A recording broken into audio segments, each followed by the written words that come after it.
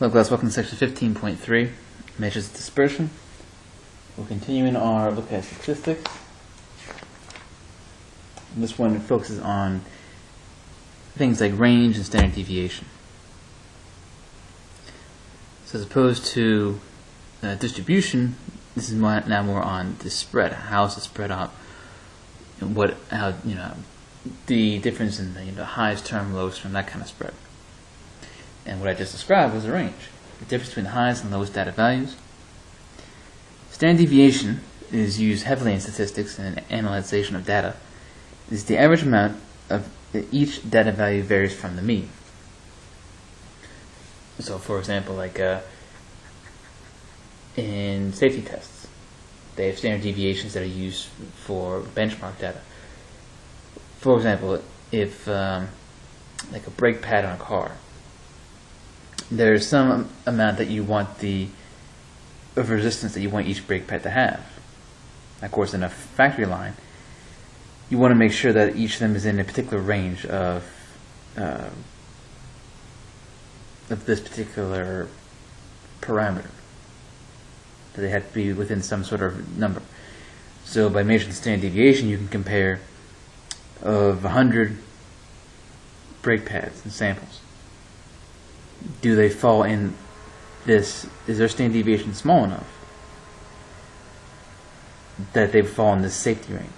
Or maybe from an education standpoint, a teacher takes a standard deviation of test scores. If they have a large standard deviation,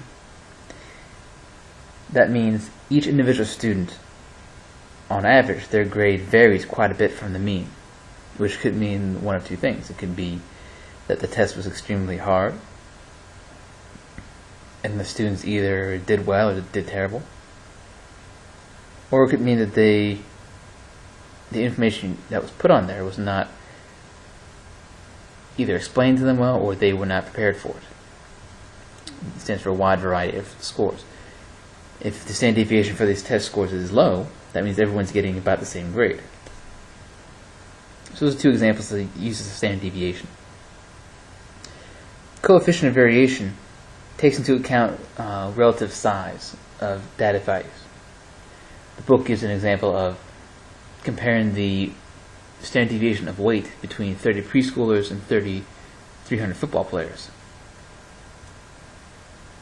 And obviously it's quite a comparison to make when you have completely different participants that face different challenges at that stage in life. So let's take a look.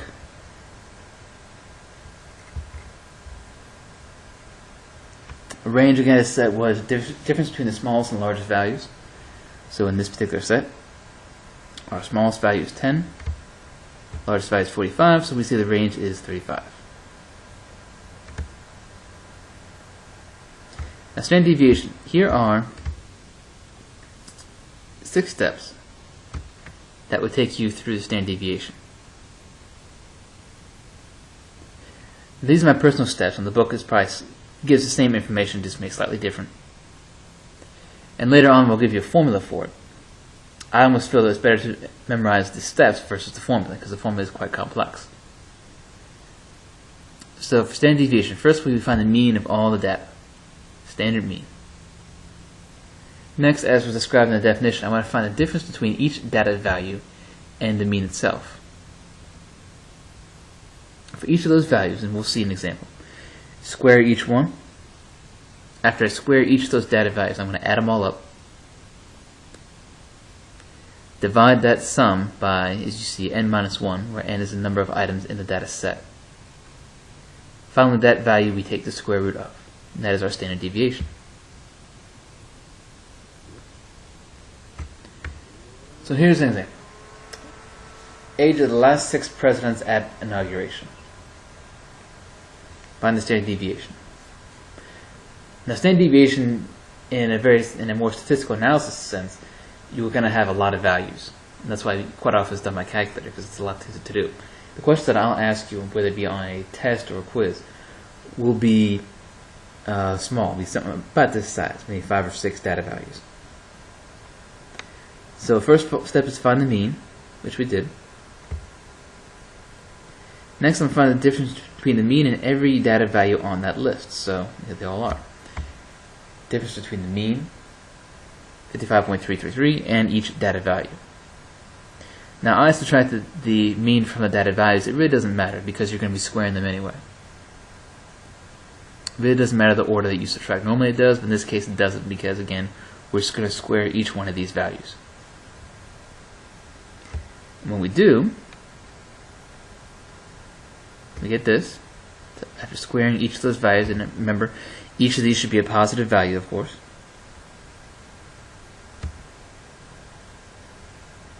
Next step, after I've squared it, is we add up all these values. Gives me this. Then if you look back at the step after this, we divide this value by 1 minus n. In other words, 1 less than the total number of data values, which would be 5, since I was given 6 presidents. Now this number, now we're not done standard deviation yet. This number right here is also referred to as the variance. Variance, depending on what book you're using, where you're going, there are a lot of varying definitions on its significance, its importance, what it can be used for. For this course, we're not going to be using it that much. Just understand that that's the step before taking the square root is referred to as the variance. Finally, I take the square root and I get about 9.288. So this means, that on average, the last 6 presidents vary by about 9.2, 9.3 years of age. So that's what standard deviation means. So on average, there's a difference of about 10 between them all. Now, from standard deviation, like I said before, you make conclusions based off of that. You make inferences. Is this a good number? Is this a bad number? Should they be smaller? Should we have a smaller standard deviation? In other words, in this case with the presidents, would that mean we're electing presidents who are close to the same age? If it's too large, that means in this case we're electing presidents that are younger or very old, but not much in the middle. There's a great discrepancy between their ages. So in a political analysis, you can make a conclusion of that. Say, what does that say about our voting system? What does that say about the country's values? There are a lot of ways you can take standard deviation. Right now, though, our main focus is just to get standard deviation. Now, as I said, here's the formula for standard deviation. This equation describes everything that we just went through. The little sigma notation tells us that we take the difference of each value and the mean, that's the x with the bar over it, square it.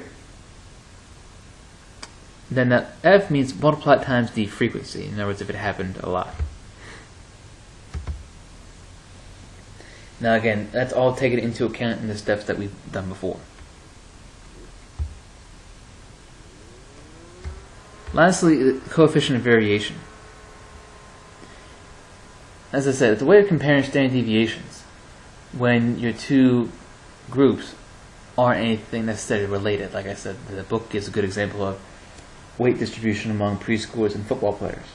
While you can have two standard deviations, within each of those contexts, it can mean something different. For example, it's not good to use the standard deviation of huge adults to make a judgment or make a inference about the standard deviation of preschoolers. So the coefficient of variation gives us kind of a sort of a balancing sense. And it's given us to, if we know the standard deviation and we know the mean, we divide them and multiply by 100, and that's the percentage that we're looking for. So here's an example. Suppose in a given month the mean closing price for Netflix was 37.4 and the standard deviation was 4.1. For Blockbuster, the mean closing price was 18.6 with a standard deviation of 3.2. Which stock is more volatile? You're more prone to going crazy. Now, at first glance, Netflix has a larger standard deviation, so it would be one would think that it is a more volatile stock. But to be sure, we need to check the coefficient of variation.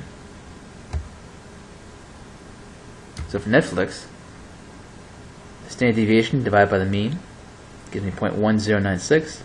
When I multiply times 100%, it gives me 10.96%. When I compare Blockbuster,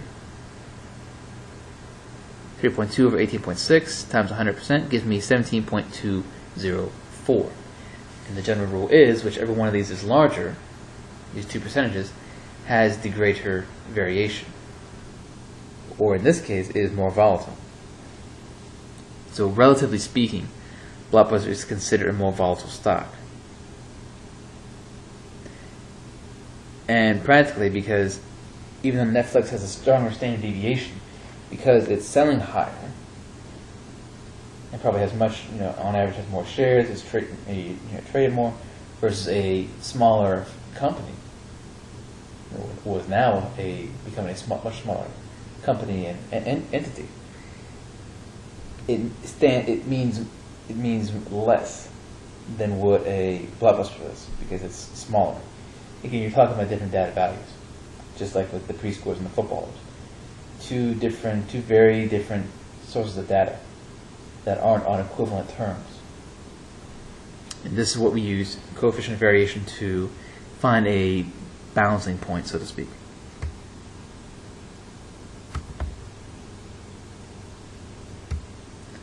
This concludes section 15.3. As always, if you have any questions, feel free to contact me, and have a good day.